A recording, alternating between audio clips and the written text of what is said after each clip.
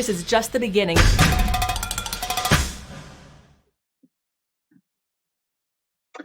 Hello, and welcome to today's Axios live event, where our one big thing will be managing through crisis.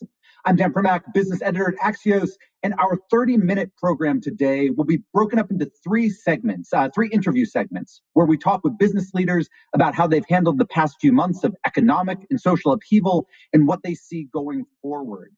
Big thanks to our sponsor, Goldman Sachs, without whom none of this would be possible. We wouldn't be doing this.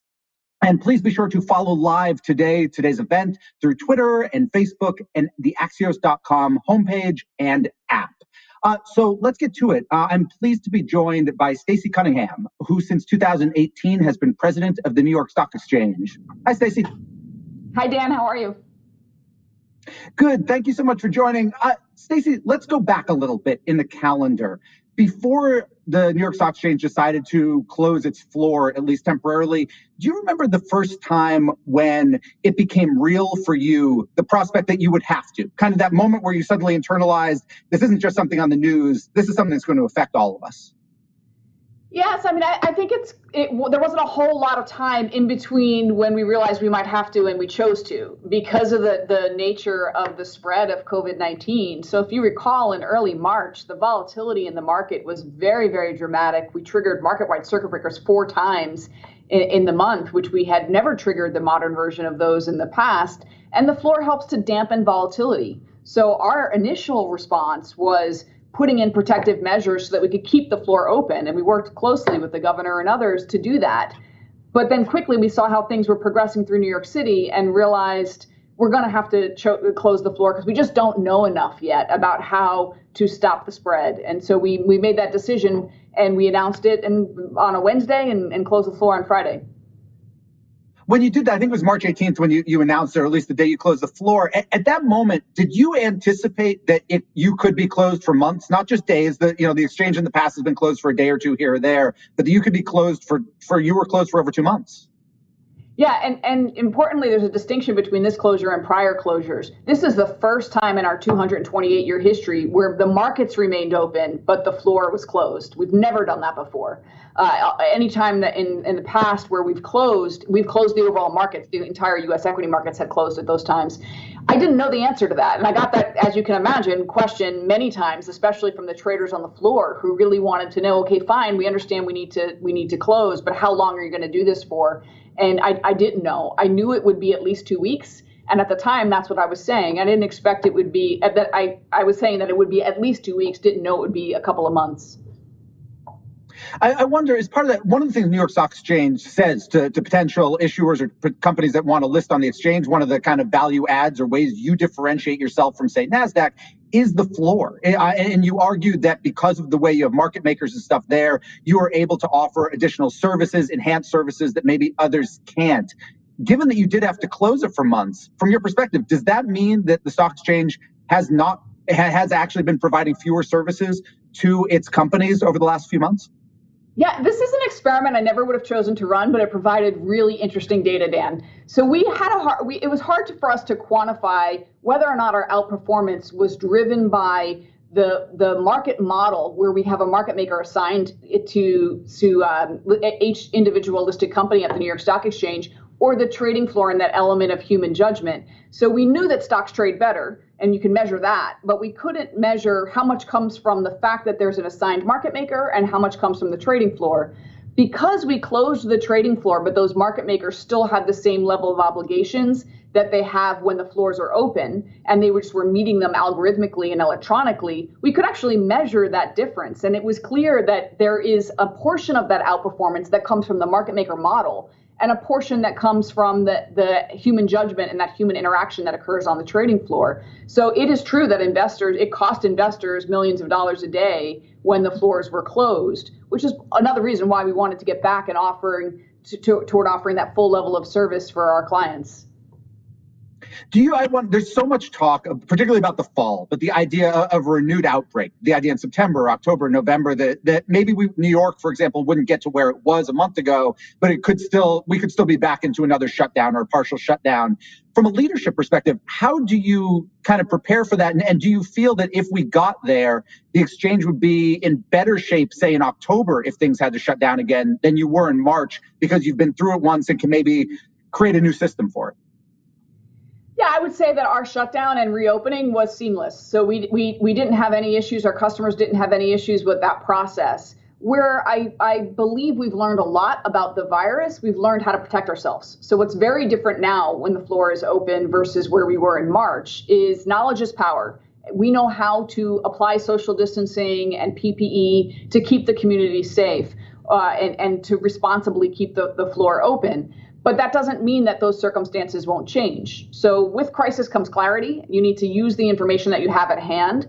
When we made the decision to reopen the trading floor, our goal was to prevent an outbreak occurring on the floor, not to prevent a single case. It's very possible that we would have a single case on the trading floor because there still is a pandemic across the United States, and it's possible somebody could contract that virus and come in.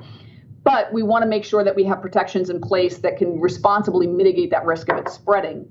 We knew that as we were opening in a small scale down fashion, our goal is to scale that up, but we also might need to take measures to scale backwards. I'm hopeful we wouldn't get to a place where we would need to close the floor, but we certainly are prepared that we could do that again, and it was a pretty seamless process. And so we've been working with the community. Everyone's been pretty extraordinarily supportive in following all the new rules that they have that kind of change their new normal day to day. And we're at a point now where we're actually looking at scaling up. Stacey, let me move from one crisis to another. The exchange today held a moment of silence for George Floyd. I don't believe the exchange has made an official statement on Black Lives Matter per se, but I'm wondering, when you think about what's happened over the past couple of weeks and the issues that have come up, particularly issues of economic inequality, and New York Stock Exchange, one of the most important financial institutions in the country, how do you view the possibility or maybe need for structural change inside the exchange? For example, if you look at your parent company's senior management, very few people of color on it, one African American. Does this exchange need to change?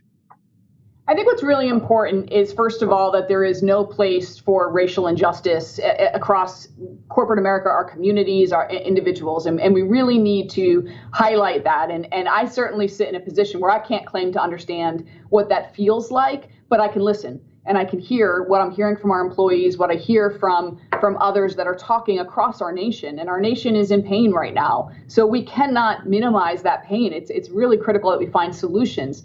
I'm very optimistic about what I've been hearing over the past few weeks from so many leaders across the nation and the steps that they're taking to actually drive change. Every incremental step makes a difference. I'm sorry? Well, speaking of steps, are there any steps you expect to make or you've been discussing making it within your own organization? Yeah, one of the things that we do, not just for our organization, but for all of the listed companies that are at the New York Stock Exchange, is we launched a board advisory council just over a year ago. That council is made up of 24 CEOs of New York Stock Exchange listed companies who supply diverse board candidates for other companies to tap into. Because if you have more diversity on boards, you get that input on how to change your company and how to change your structure. And so having diverse boardrooms is really critical to finding solutions and really changing the status quo. And so that's an initiative that we've been focused on and using our community to actually drive change across corporate America. Stacey Cunningham, thank you so much for joining us today. Thank you so much, Dan. And up next, we have a View from the Top segment with our Axios CEO, Jim Vandehei, and Goldman Sachs Chief Learning Officer, James Fulton. Thank you, Dan. And thank you to Goldman Sachs for making this conversation about leadership possible. I'm now joined by James Fulton, who is the Chief Learning Officer for Goldman Sachs. It's a pretty cool title. What do you do? Thanks, Jim. Well, it's great to be here. So what me and my team do is think through what are the capabilities that Goldman needs to win in the future, and how do we develop those skills, and how do we build those new muscle groups? Because fast learning is a competitive advantage, and so how do we learn quicker and better than our competitors to serve our clients? That's really what we're focused on. For me personally, the other part of my job is I spend my time internally and with senior clients as an executive coach and teacher and facilitator. So I'm as much a practitioner as I am running the function. I'm a CEO, I'm a leader. I feel like my job is changing faster every week, every month. When you think about your leaders at Goldman Sachs, like what are the top 2 or 3 things that you tell them they have to be able to do now to be an effective leader? Yeah. Well, firstly, there's very little that we tell people. Senior leaders often know an awful lot themselves. And so often what we're doing is helping them think through issues. But if they push me, and if you push me on what are you telling people, the first thing that we're saying, particularly in this environment, is actually take a minute to slow down and breathe. So we're finding that actually breathing and connecting with yourself, it really provides the foundation for performance. It may sound surprising when you think of hard charging, highly ambitious individuals and kind of to use a metaphor, athletes. Actually, breathing is central to performance. The second thing we're saying is connect. Make sure you connect. And connection is, always important, but particularly in time of crisis when there's so many of unknowns, connection is important for 2 main reasons. One, to make sure that you've got your finger on the pulse, that you're really understanding what's going on out there with your clients, your customers, and your people. But 2, connection is a very important source of generating energy for yourself and for your people. The act of connection, building, in a way, emotional capital, is an important way to move through crises. So those are 2 of the things that we're talking a lot about. At Goldman and in leadership, one of the things that I'm noticing is that you don't really have the luxury anymore of not talking to your staff, of not addressing difficult situations and circumstances, whether it's racism or whether it's LGBTQ, maybe topics that some managers aren't used to talking candidly about. How can they navigate that? Like if you're not good at authentically addressing it, what's my option? Yeah, that's a great question. It's a real question. Even in this past week, we've engaged in the firm in some raw, painful discussions, and they're not comfortable. And in a way, if they're comfortable, you're probably not doing them right, because really to connect and to engage requires making yourself vulnerable. And that is painful and difficult. Our CEO, David Solomon, hosted a town hall with 3 Black leaders in the firm last week, and it was a raw, difficult conversation. I think the starting point is 2 things. Firstly, to get comfortable being uncomfortable, to allow yourself to go just a little bit beyond your comfort edge. And if you're not doing that, you're probably not doing it right.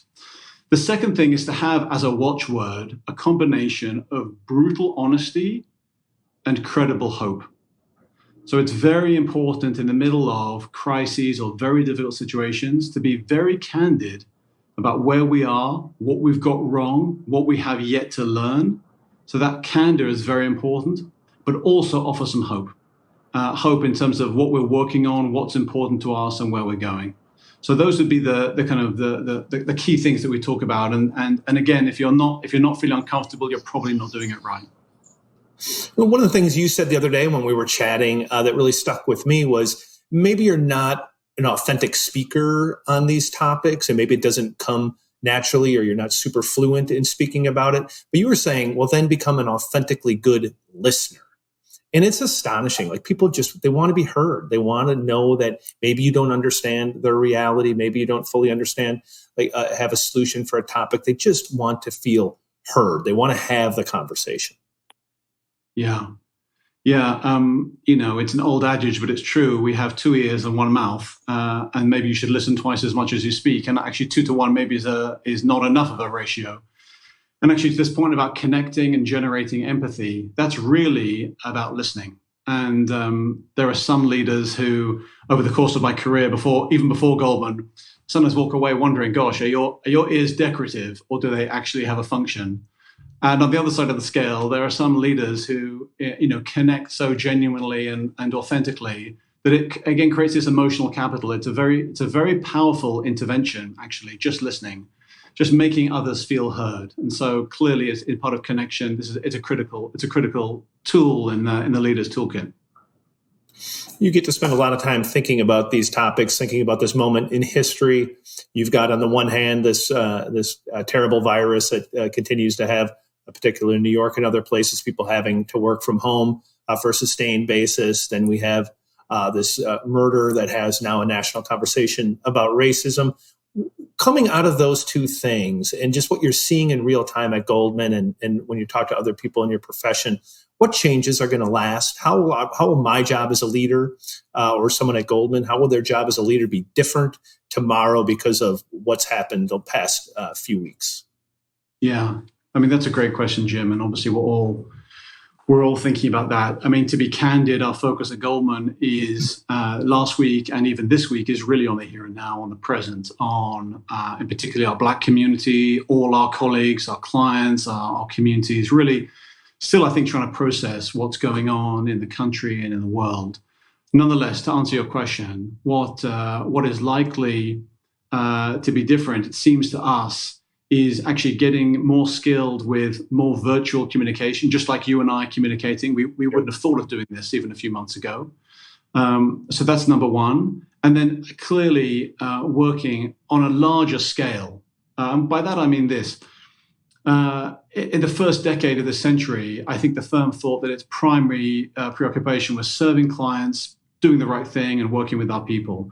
It's now very clear that we're an actor on a much larger landscape. Community, society takes on a much larger, much greater importance in the context within which leaders are operating. And so I think going forward, that's going to be even more important, seeing ourselves as a component of a large and complicated system. So bearing in mind the complexity and the fact that we have a role in that is going to be more important.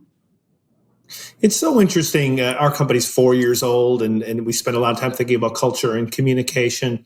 And people roll their eyes when they sometimes when I talk to CEOs who might be a little bit older than me and used to sort of the old way of business, and they'd be like, "Oh, this millennials and all this engagement and higher purpose." One of the things that I found, and I'm curious if you're finding the same, is that if you can nail higher purpose, if you can speak to things that make people feel bigger and better about the cause and about the company, you can get even better productivity than you could have when people were just worried about wages or shareholder value. I think there's a beauty in the idealism. It just has to be tapped and it has to be harnessed the right way.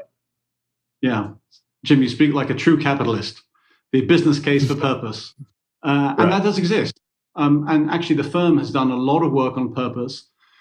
Over this past year, we ran, actually in my function, a program for a very senior group, actually in Detroit last March, where the group went out and met a number of different organizations, big, small, for-profit, non-profit, in that city, and out of which came their realization, actually, we have to affirm and reaffirm the firm's purpose. And the senior team at the firm listened, engaged, and actually at the beginning of the year, we talked about our purpose in the world.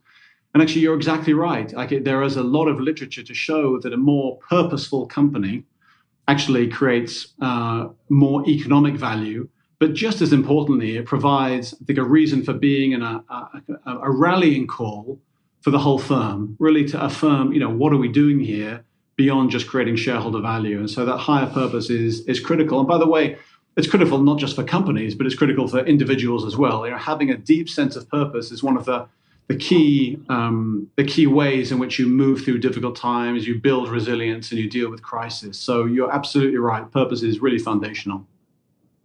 James, thank you very much for this important conversation. Thank you to Goldman for making it happen. I can't think of anything more important right now than for everybody, whether you're in leadership or not leadership, to be thinking about what it takes to be great at managing and inspiring in difficult circumstances. So deeply appreciate your mind share on this. And back to you, Dan.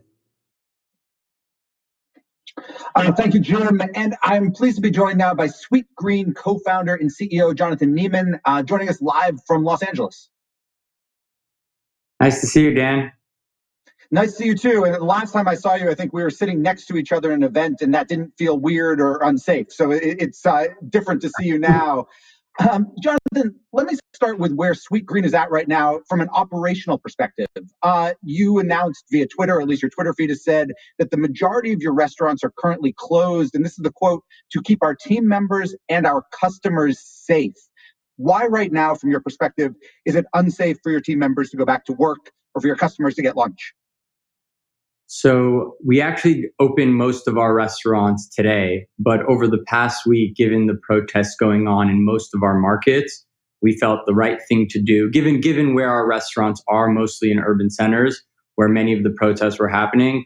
We thought what made most sense was for the safety of our team members, mostly, to just close our restaurants. And we did make the decision to pay our employees through this time. I'm wondering, did it surprise you that a bunch of your peers in similar neighborhoods and similar markets don't seem to have closed? I mean, were you kind of watching someone else? Do you feel you were on the leading edge on that? You know, we were not watching other people on this. We were just talking to our own teams and our own market leadership, watching the protests, watching the curfews that were being instated, and just seeing some of the damage across the city. We just felt like it was the right thing to do. So it was a very easy decision for us. We have had a number of stores close throughout the past few months, throughout this crisis. We still today, when we're opening most of our fleet, we still have a handful, about 20% of our restaurants still closed because of the COVID crisis. But the restaurants that were open before that are now reopening today. Jonathan, in the statement you guys made a couple days ago, I think, or maybe a week ago, this is the quote, said, "We are using our voice to urge every non-Black member of our community to actively engage in anti-racist work." In practice, what do you mean by that? Kind of what are you hoping that your team members, that your customers will do? Yeah, good question, Dan. So this week, probably similar to the way it's been for most companies and leaders, it's been a very challenging week full of a lot of raw conversations. And for me, the message from us has been first to listen and understand. We all need to educate ourselves more on what's going on. But my message has been one of action. How do we use our voice and our privilege and our platform to be a force for good and a force for change? And so, I think a lot of companies are issuing statements, which are, it's fine to do that and to show this, your support of what's going on. But I think what matters more is the action we can take. And for us at Sweetgreen, I was just listening to the segment before about a company with, leading with purpose. Sweetgreen has always had a very deep purpose in everything we do. Our mission is building healthier communities by connecting people to real food. We think that our opportunity in solving this is we have to play our part. What is Sweetgreen? What can we do where we are uniquely positioned to be part of the solution? We cannot solve the whole problem ourselves, but there's parts of it where we are uniquely positioned. And there's really 4 verticals where we're committed.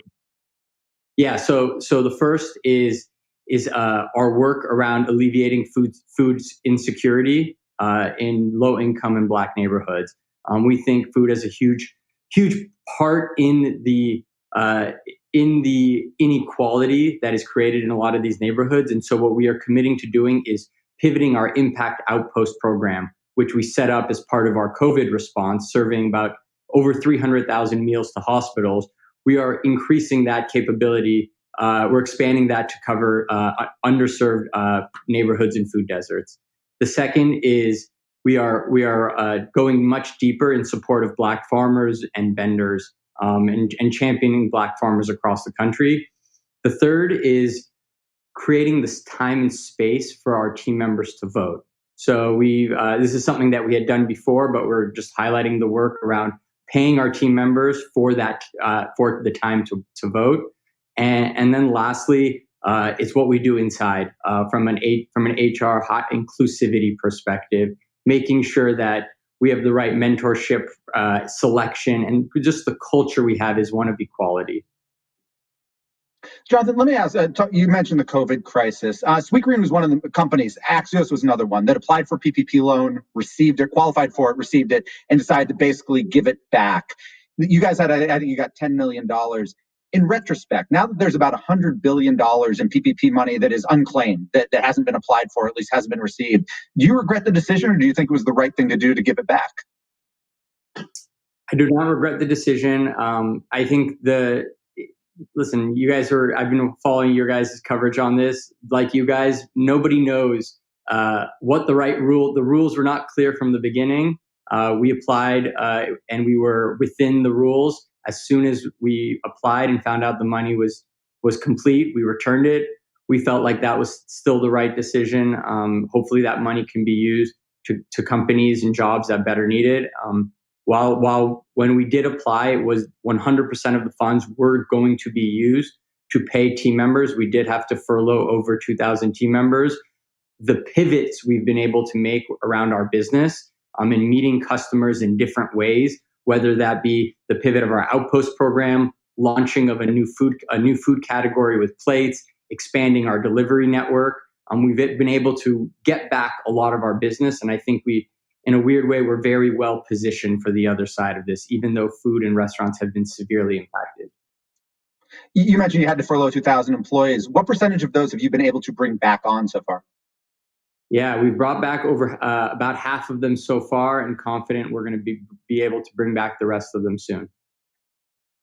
Jonathan, there was a bunch of questions. We asked the audience for questions. There was a bunch around delivery, and you just mentioned delivery. I know the company signed, I think, an exclusive deal late last year with Uber Eats. I wonder, has your delivery strategy changed because of the crisis? And if so, do you think, I guess my question to you is, do you feel there's been any permanent sea change in customer behavior, or was it temporary? Like, I can't go outside, so I'm going to have the food come to me, but once I'm allowed to go out, I'm going to go back to the store. We think it's accelerated the customer across all digital channels. So delivery being one of them, but I think what's interesting is delivery has not been the fastest growing channel.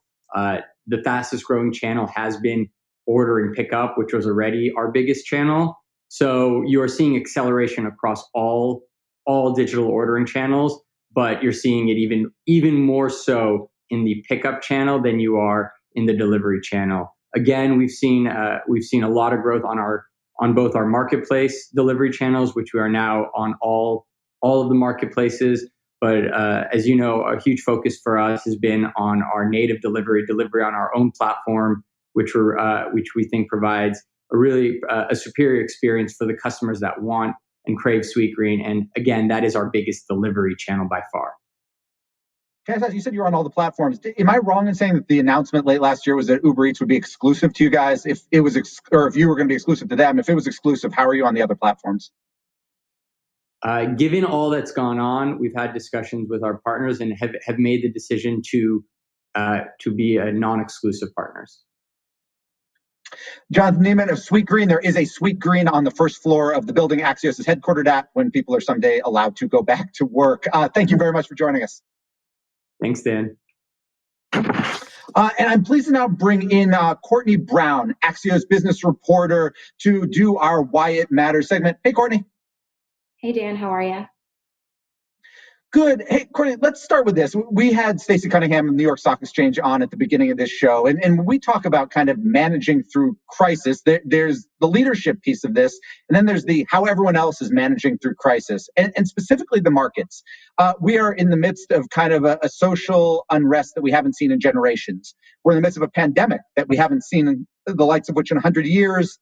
Corporate earnings are awful almost across the board. Why are stocks up kind of consistently almost every day, except for today?